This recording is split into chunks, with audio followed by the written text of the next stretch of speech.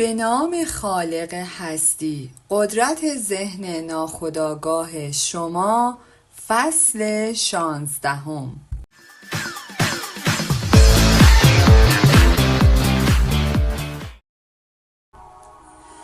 ذهن ناخودآگاه شما و روابط انسانی هماهنگ. در مطالعه این کتاب یاد می‌گیرید که ذهن ناخودآگاه شما یک دستگاه ضبط است که صادقانه هر آنچه را تحت تأثیر قرار می‌دهید و تولید می‌کند. این یکی از دلایل کاربرد قانون طلایی در روابط انسانی است. متوه میگوید همه کارهایی را که میخواهید انسانها با شما انجام دهند انجام دهید. این نقل قول معانی بیرونی و درونی دارد. شما به معنای درونی آن از دیدگاه ذهن ناخودآگاه خود علاقه‌مند هستید. این همانطور که فکر می کنید مردان باید درباره شما فکر کنند. درباره آنها فکر کنید. همانطور که دوست دارید مردان نسبت به شما احساس کنند، شما نیز در مورد آنها به همین ترتیب احساس کنید. همانطور که دوست دارید مردها نسبت به شما رفتار کنند، با آنها نیز به همین ترتیب رفتار کنید. به عنوان مثال، شما ممکن است با شخصی در دفتر کار خود مؤدب و خوشرفتار باشید، اما وقتی روی برگرداند در ذهن خود نسبت به او بسیار انتقاد و کینه داشته باشید. چنین افکار منفی برای شما بسیار مخرب است. مثل مصرف سم است. شما در واقع سموم ذهنی مصرف می کنید که نشاط، اشتیاق، قدرت، هدایت و حسن نیت شما را از بین می برند. این افکار و احساسات منفی در ناخودآگاه شما فرو می روند و باعث انواع مشکلات و بیماری ها در زندگی شما می شوند. کلید اصلی روابط: خوشبخت با دیگران. قضاوت نکنید. تا مورد قضاوت قرار نگیرید. زیرا با هر قضاوتی که می کنید مورد قضاوت قرار می گیرید و با هر اندازه‌ای که بگیرید مجدداً برای شما سنجیده می شود. متوه مطالعه این آیات و کاربرد حقایق درونی موجود در آن کلید اصلی روابط هماهنگ است. به صورت قضاوتی فکر کردن تا رسیدن به یک حکم یا نتیجه ذهنی در ذهن شماست. اندیشه‌ای که در مورد شخص مقابل دارید فکر شماست، زیرا در حال فکر کردن به آن هستید. افکار شما خلاقانه است. بنابراین شما در واقع در تجربه شخصی خود آنچه را که در مورد شخص مقابل دارید فکر می کنید و احساس می کنید ایجاد می کنید. همچنین این درست است که پیشنهادی را که به دیگری می دهید به خودتان می دهید، زیرا ذهن شما رسانه خلاق است. به همین دلیل است که گفته می شود زیرا با هر داوری که قضاوت می کنید داوری خواهید شد. وقتی این قانون و نحوه کار ذهن ناخودآگاه خود را می دانید، باید دقیق فکر کنید، احساس کنید و نسبت به دیگری رفتار کنید. این آیات در مورد رهایی انسان به شما می آموزد و راه حل مشکلات فردی خود را برای شما آشکار می کند. و با آنچه شما اندازه گیری می کنید دوباره برای شما اندازه گیری می شود. خوبی هایی که برای دیگران می کنید به اندازه شما بر می گردد و بدی که شما انجام می دهید با قانون ذهن خود به شما بر می گردد. اگر مردی تقلب کند و دیگری را فریب دهد، در واقع خودش را فریب می دهد و فریب می دهد. احساس گناه و خلق و خوی از دست دادن او به طور حتم به نوعی و در بعضی مواقع ضرر را به او جلب می کند. ناخودآگاه او عمل ذهنی او را ثبت می کند و بر اساس قصد یا انگیزه ذهنی واکنش نشان می دهد. ذهن ناخودآگاه شما غیر شخصی و تغییر ناپذیر است. نه افراد را در نظر می گیرد و نه به وابستگی ها یا مؤسسات مذهبی را از هر نوع احترام می گذارد. نه دلسوزانه است و نه انتقام جویانه. طرز تفکر، احساس و رفتار با دیگران سرانجام به خودتان برمی گردد. تیتر خبری روزانه او را بیمار می کند. اکنون شروع به مشاهده خود کنید. واکنش‌های خود را در برابر افراد، شرایط و موقعیت‌ها مشاهده کنید. چگونه به وقایع و اخبار روز پاسخ می‌دهید؟ فرقی نمی‌کند که همه افراد دیگر اشتباه کرده باشند و شما فقط حق داشته باشید. اگر اخبار مزاحم شما شود، این مزاحمت از جانب شماست، زیرا احساسات منفی شما آرامش و هماهنگی را از شما میگیرد. خانمی برای من درباره شوهرش نوشت که وقتی او آنچه را که برخی از ستون نویسان روزنامه در روزنامه می نویسند عصبانی می شود.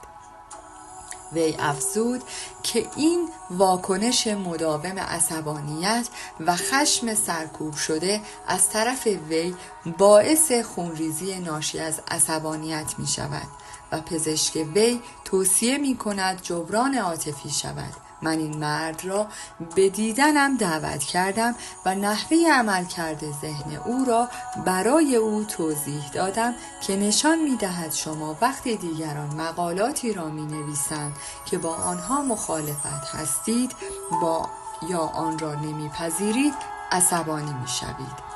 او فهمید که باید به روزنامه نگار آزادی بیان بدهد، حتی اگر با او از نظر سیاسی، مذهبی یا روش دیگری مخالف باشد.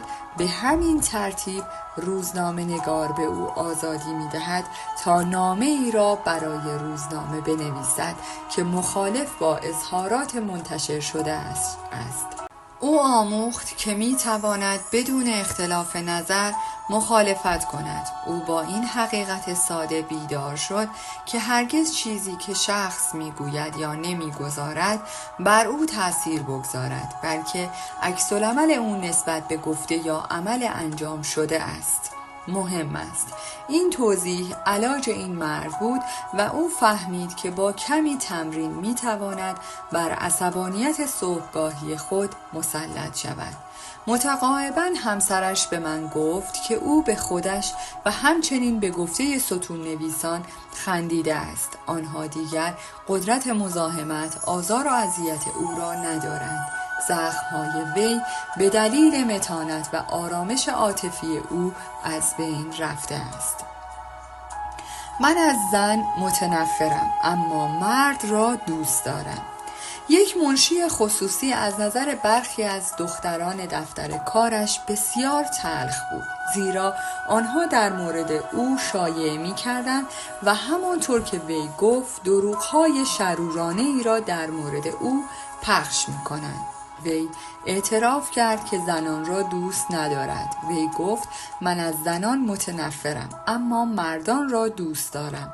همچنین متوجه شدم که او با دختران زیر دستش در دفتر با لحنی کاملا مغرورانه، ناپسند و تحریک پذیر صحبت می کند. وی خاطر نشان کرد که آنها از سخت کردن کارها برای او خوشحال شدند.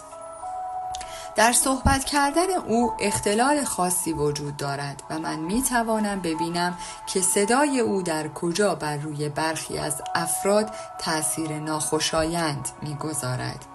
اگر همه افراد در دفتر یا کارخانه شما را آزار دهند، آیا این احتمال وجود ندارد که لرزش، آزار و آشفتگی ناشی از برخی الگوی ناخودآگاه یا فرافکنی ذهنی از طرف شما باشد؟ ما می‌دانیم که اگر شما از سگ متنفر باشید یا از آن بترسید، سگ واکنش وحشیانه‌ای نشان خواهد داد.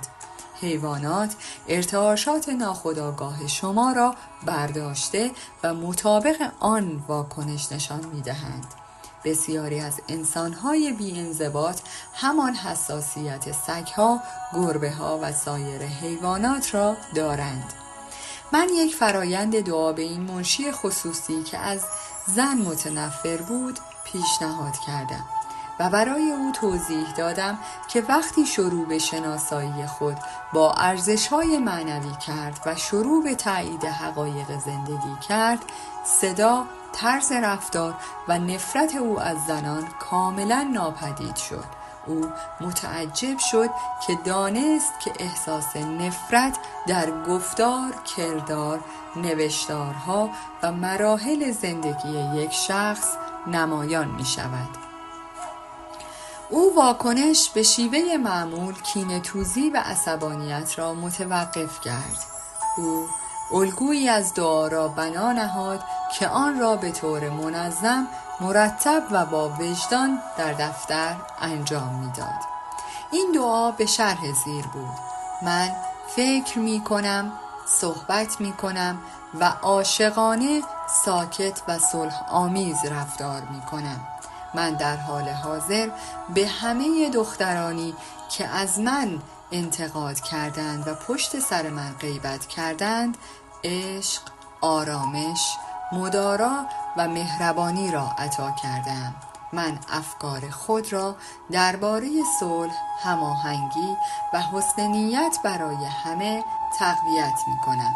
هر زمان که می خواهم واکنش منفی نشان دهم، قاطعانه به خودم می گویم: من می خواهم از نقطه نظر اصل هماهنگی، سلامتی و آرامش درون خودم فکر کنم، صحبت کنم و عمل کنم.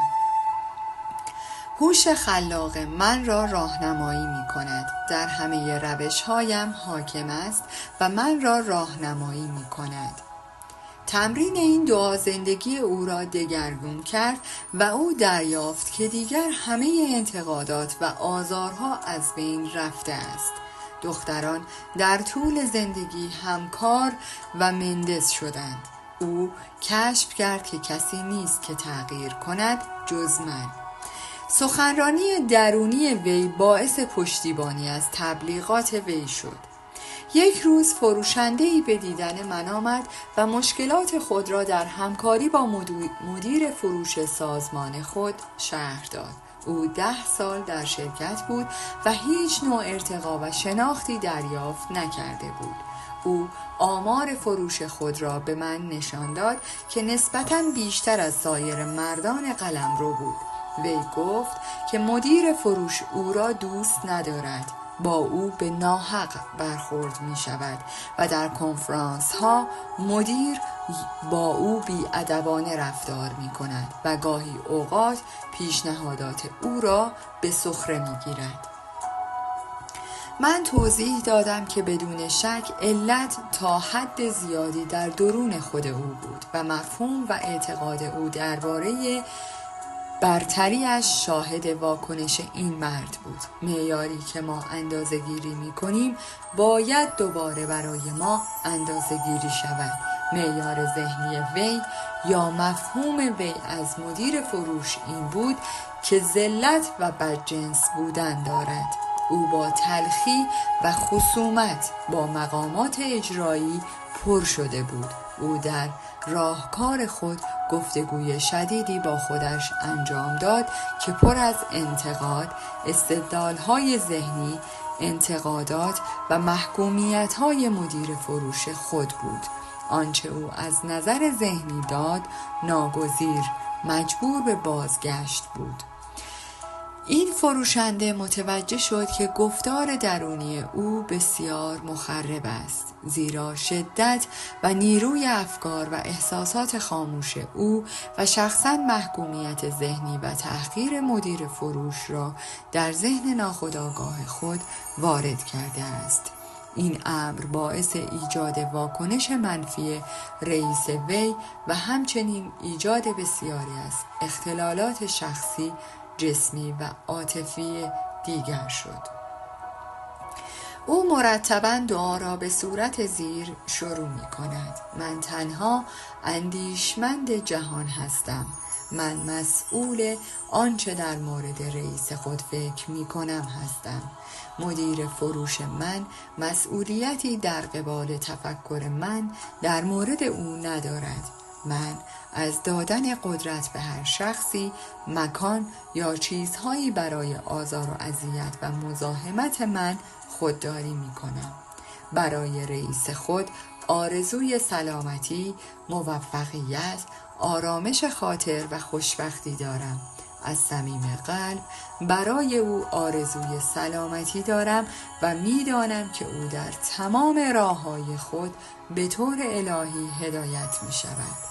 او این دعا را با صدای بلند به آرامی، بی صدا و با احساس تکرار کرد، چون دانست که ذهنش مانند یک باغ است و هرچه در باغ بکارد مانند دانه‌هایی از نوع خود بیرون می آید. من همچنین به او آموختم که قبل از خواب تصورات ذهنی را به این روش انجام دهد. او تصور می کرد که مدیر فروشش به خاطر کار خوب، غیرت و اشتیاق و پاسخ فوق‌العاده مشتریان به او تبریک می گوید. او واقعیت همه این احساسها را احساس کرد. دست دادنش را احساس کرد، لحن صدای او را شنید و لبخندش را دید. او یک فیلم واقعی ذهنی ساخت و آن را به بهترین شکل دراماتیک کرد. شب به شب او این فیلم ذهنی را اجرا می کرد. می دانست که ذهن ناخودآگاه او صفحه پذیرایی است که تصاویر آگاهانه او تحت تاثیر قرار می گیرد. به تدریج با فرایندی که ممکن است اسموز روحی و معنوی ناموده شود، ذهن ناخودآگاه وی ایجاد شد و این بیان به طور خودکار ظاهر شد. متقاعداً مدیر فروش او را به سان فرانسیسکو فراخواند، به او تبریک گفت و به عنوان مدیر فروش بخش بیش از 100 نفر با افزایش زیاد حقوق به وی مأموریت جدیدی داد. او مفهوم و تخمین رئیس خود را تغییر داد و دومی نیز مطابق با آن پاسخ داد. از نظر احساسی بالغ شدن. آنچه شخص دیگر میگوید یا میتواند واقعا شما را آزار دهد و اذیت کند این است که اجازه دهید مزاحم شما شود. تنها راهی که او میتواند شما را آزار دهد فکر خودتان است. به عنوان مثال، اگر عصبانی شدید باید 4 مرحله را در ذهن خود طی کنید. شما شروع به فکر کردن درباره آنچه او گفت می کنید. شما تصمیم می گیرید عصبانی شوید و احساس عصبانیت ایجاد کنید، سپس تصمیم می گیرید که اقدام کنید. شاید شما دوباره پاسخ می دهید و به نوعی واکنش نشان می دهید. می بینید که فکر، احساس، واکنش و کنش همه در ذهن شما اتفاق می افتد. وقتی از نظر احساسی بالغ می شوید، به انتقاد و کینه دیگران پاسخ منفی نمی دهید. انجام این کار به معنای این است که شما به آن حالت لرزش ذهنی پایین رسیده و با جو منفی دیگری یکی شده اید. خود را با هدف زندگی خود مشخص کنید و به هیچ کس، مکان یا چیز دیگری اجازه ندهید که شما را از احساس درونی صلح، آرامش و سلامتی درخشان دور کند. معنای عشق در روابط هماهنگ انسانی. زیگموند فروید، بنیانگذار روانکاوی اتریشی، گفت که تا زمانی که شخصی عشق نداشته باشد بیمار می شود و می میرد. عشق شامل درک، حسن نیت و احترام به اولویت در شخص مقابل است. هرچه عشق و خیرخواهی بیشتری از خود نشأت بگیرد و ترشح کنید، بیشتر به شما برمیگردد. اگر منیت طرف مقابل را جریحه دار کنید و ارزیابیش را خدشه‌دار کنید، نمی توانید حسن نیت او را به دست آورید. تشخیص دهید که هر مردی دوست دارد که دوست داشته شود و مورد توجه قرار گیرد و احساس مهم بودن در جهان کند. دریابید که مرد دیگر از ارزش واقعی خود آگاه است و مانند خود شما این شأن را احساس می کند که بیانگر اصل یک زندگی است که همه انسانها را برانگیخته می کند، در حالی که این کار را عامدانه و آگاهانه انجام می دهید. طرف مقابل را می سازید و او عشق و حسن نیت شما را برمی گرداند. او از مخاطبان متنفر بود. یک بازیگر به من گفت که تماشاگران در اولین حضورش روی صحنه او را هو و هیس کردند. وی افزود که نمایشنامه بد نوشته شده و بدون شک او نقش خوبی نداشته است. او صریحاً به من اعتراف کرد که ماه‌ها بعد از مخاطبان متنفر است. او آنها را خنگ، گیج، احمق، نادان، ساده‌لوح و غیره نامید. با انزجار از صحنه خارج شد و به مدت 1 سال به کار در داروخانه رفت. یک روز یک اصلاحگر او را به شنیدن سخنرانی در تاون هال شهر نیویورک با عنوان چگونه با خودمان کنار بیاییم دعوت کرد. این سخنرانی زندگی او را تغییر داد. او دوباره به صحنه بازگشت و دعای خالصانه تماشاگران و خودش را آغاز کرد. او قبل از حضور در صحنه هر شب عشق و حسن نیت را سرازیر کرد. او عادت کرد که ادعا کند صلح خدا قلب همه افراد را پر کرده و همه حاضران برافراشته و الهام گرفته شده اند. در طول هر اجرا وی ارتعاشات عاشقانه را برای مخاطب ارسال می کرد. امروز او بازیگر بزرگی است و مردم را دوست دارد و به آنها احترام می‌گذارد. حسن نیت و احترام او به دیگران منتقل می‌شود و توسط آنها احساس می‌شود. رسیدگی به افراد دشوار. افراد دشواری در دنیا وجود دارند که از نظر ذهنی پیش خورده و تحریف شده اند. آنها بدشرطی هستند. بسیاری از آنها بزهکار ذهنی، مشاجره کننده، غیر همکار، متخلف، بدبین و تند در زندگی هستند. آنها از نظر روانشناختی بیمار هستند. بسیاری از افراد دارای نقص و تحریف ذهنی هستند که احتمالاً در دوران کودکی منحرف شده اند. بسیاری از آنها ناهنجاری‌های مادرزادی دارند. شما فردی را که مبتلا به صله است محکوم نمی کنید و همچنین فردی را که بیمار روانی است محکوم نکنید. به عنوان مثال هیچ کس از قوز عقب بیزار یا متنفر نیست. عقده‌های ذهنی زیادی وجود دارد. شما باید دلسوزی و درک داشته باشید. درک همه بخشیدن همه است. آدم ناراحت دوست دارد که بقیه نیز ناراحت باشند. شخصیت منفور، ناامید، تحریف شده و پیچیده با بقیه هماهنگ نیست. او از کسانی که صلحجو، شاد و سرحال هستند رنجیده است. معمولاً او کسانی را که با او بسیار خوب و مهربان بوده اند مورد انتقاد، محکومیت و بدگویی قرار می دهد. نگرش او این است چرا وقتی او اینقدر بدبخت است باید آنها اینقدر خوشحال باشند؟ او می‌خواهد آنها را به سطح خودش بکشاند. بدبختی معاشرت را دوست دارد. وقتی این را فهمید بی حرکت، آرام و بی روح باقی می‌مانید. عملکرد همدلی در روابط انسانی. دختری اخیراً با مراجعه به من اظهار داشت که از دختر دیگری در دفتر کار خود متنفر است. او دلیل خود را بیان کرد که دختر دیگر از او زیباتر، خوشبخت‌تر و ثروتمندتر است و علاوه بر این با رئیس شرکتی که در آنها کار می‌کرد نامزد شده است. یک روز پس از ازدواج دختر معلول با ازدواج قبلی زنی که از او متنفر بود وارد دفتر شد. کودک بغل مادرش را گرفت و گفت مامان من پدر جدیدم را دوست دارم. ببین چه چیزی به من داد. او یک اسباب بازی فوق‌العاده جدید به مادرش نشان داد. او به من گفت قلب من با آن دختر کوچک رفت و من می‌دانستم که او باید چقدر احساس خوشبختی کند. من تصویری از خوشبختی این زن را دیدم. ناگهان من به او عشق ورزیدم و به دفتر رفتم و آرزوی خوشبختی در جهان را برای او داشتم و منظور من این بود. امروزه در محافل روانشناسی این همدلی نامیده می شود که به معنای فرافکنی تخیل نگرش ذهنی شما به نگرش دیگری است.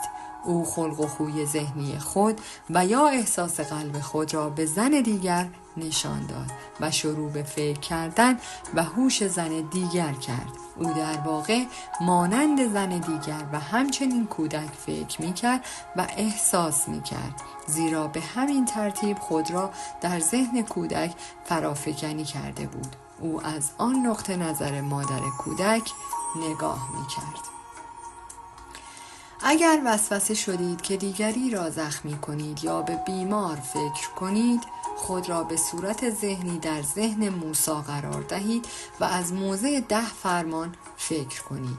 اگر مستعد غبطه، حسادت یا عصبانیت هستید، خود را در ذهن حضرت عیسی علیه السلام قرار دهید و از آن موضع فکر کنید و حقیقت کلمات را دوست بدارید و یکدیگر را احساس خواهید کرد. دلجویی کارساز نیست. به افراد اجازه ندهید که از مزایای شما استفاده کنند و با خلق و خوی مزاحم گریه بی اختیار یا اصطلاحاً حملات قلبی امتیازتان را به دست آورند. این افراد دیکتاتورهایی هستند که سعی می کنند شما را به بردگی بکشند و شما را مجبور به انجام پیشنهادات خود می کنند. محکم اما مهربان باشید و از تسلیم امتناع ورزید. دلجویی کارساز نیست. از کمک به بزهکاری، خودخواهی و مالکیت آنها امتناع ورزید. به یاد داشته باشید آنچه را که درست است انجام دهید. شما اینجا هستید تا آرمان خود را برآورده کنید و نسبت به خصوصیات ابدی و ارزش‌های معنوی زندگی که ابدی هستند وفادار بمانید. به هیچ کس در همه دنیا قدرت ندهید تا شما را از هدفتان دور کند. هدف شما در زندگی این است که استعدادهای پنهان خود را به دنیا ابراز کنید، به بشریت خدمت کنید و بیشتر و بیشتر از حکمت، حقیقت و زیبایی خداوند را به او نشان دهید. همه مردم دنیا به آرمان خود وفادار بمانید. به طور قطع و مطلق بدانید که هر آنچه در صلح، خوشبختی و تحقق شما نقش دارد ضروری است که به همه مردانی که روی زمین راه می روند برکت دهد. هارمونی قسمت هماهنگی کل است، زیرا کل در جزء است و جزء در کل است. همانطور که پولس میگوید همه آنچه را که به دیگری مدیون هستید عشق است و عشق تحقق قانون سلامتی، خوشبختی و آرامش روان است. نکات سودآور در روابط انسانی: 1. ذهن ناخودآگاه شما دستگاه ضبط است که تفکر عادی شما را تولید می کند. در مورد دیگری خوب فکر کنید و در واقع در مورد خود خوب فکر می کنید. 2. یک فکر نفرت انگیز یا کینه‌توز یک سم ذهنی است. فکر بد در رابطه با دیگران نکنید، زیرا انجام این کار باعث می شود که در رابطه با خودتان بد فکر کنید. شما تنها متفکر جهان خود هستید و افکار شما خلاقانه است. 3. ذهن شما یک رسانه خلاق است. بنابراین آنچه در مورد دیگران فکر می کنید و احساس می کنید، تجربه شخصی خود را تجربه می کنید. این معنای روانشناختی قانون طلایی است. همانطور که فکر می کنید آن شخص باید درباره شما فکر کند، در مورد آنها به همان روش فکر کنید. 4. تقلب، سرقت یا کلاهبرداری از دیگران، فقدان، ضرر و محدودیت برای شما به همراه دارد. ذهن ناخودآگاه شما انگیزه ها، افکار و احساسات درونی شما را ثبت می کند. اینها از طبیعت منفی، ضرر، محدودیت و دردسر به طرق بیشماری به سراغ شما می آیند. در واقع آنچه با دیگری انجام می دهید با خودتان نیز انجام می دهید. 5. خوبی هایی که انجام می دهید، مهربانی، منتفع شده، عشق و خیرخواهی که ارسال می کنید، همه از جهات مختلف به شما باز می گردند. 6. شما تنها متفکر دنیای خود هستید. شما مسئول طرز تفکر خود درباره دیگری هستید. به یاد داشته باشید شخص مقابل در قبال نحوه تفکر شما درباره خودش مسئولیتی ندارد. افکار شما تکثیر می شوند. اکنون در مورد همکار دیگر چه فکری می کنید؟ 7. از نظر عاطفی بالغ شوید و به دیگران اجازه دهید که شما متفاوت باشند. آنها حق کاملا مخالفت با شما را دارند و شما هم همین آزادی را دارید که با آنها مخالفت کنید. شما می توانید بدون اختلاف نظر مخالفت کنید. 8. حیوانات ارتعاشات ترس شما را برداشته و به شما ضربه می‌زنند. اگر حیوانات را دوست داشته باشید، آنها هرگز به شما حمله نخواهند کرد. بسیاری از انسان‌های بی‌انضباط همان حساسیت سگ‌ها، گربه‌ها و سایر حیوانات را دارند. 9. گفتار درونی شما نشان دهنده افکار و احساسات خاموش شما در واکنش‌های دیگران نسبت به شما تجربه می شود. 10. آنچه را برای خود آرزو می کنید برای دیگران آرزو کنید. این کلید روابط هماهنگ انسانی است. 11. مفهوم و برآورد کارفرمای خود را تغییر دهید. احساس کنید و بدانید که او قانون طلایی و قانون عشق را تمرین می کند و او مطابق آن پاسخ خواهد داد. 12. طرف مقابل نمی تواند شما را اذیت کند یا شما را برنجاند مگر اینکه اجازه بدهید. فکر شما خلاق است. شما می توانید برای او دعای خیر کنید. اگر کسی شما را بی‌معنی می خواند، شما آزادی دارید که به دیگری بگویید آرامش خدا روح شما را پر می کند. 13. عشق پاسخ معاشرت با دیگران است. عشق، درک، حسن نیت و احترام به اولویت دیگران است. 14. شما از قوز عقب یا فلج متنفر نیستید. شما نسبت به قوزهای ذهنی که منفی شده اند ترحم خواهید کرد. دلسوزی و درک داشته باشید. درک همه بخشیدن همه است. 15. از موفقیت، ترفیع و خوششانسی دیگران شاد شوید. با این کار خوششانسی را به سمت خود جذب می کنید. 16. هرگز تسلیم صحنه‌های احساسی و عصبانیت دیگران نشوید. دلجویی هرگز کارساز نیست. دروازه‌بان نباشید. به آنچه درست است پایبند باشید. به ایدئال خود پایبند باشید. بدانید که نگاه ذهنی به شما آرامش، خوشبختی و لذت را می دهد. درست، خوب و صحیح است. آنچه به شما برکت می دهد به همه برکت می دهد. 17. تمام آنچه که در جهان به هر شخصی مدیون هستید عشق است و عشق آرزوی سلامتی، خوشبختی و برکات زندگی برای همه است.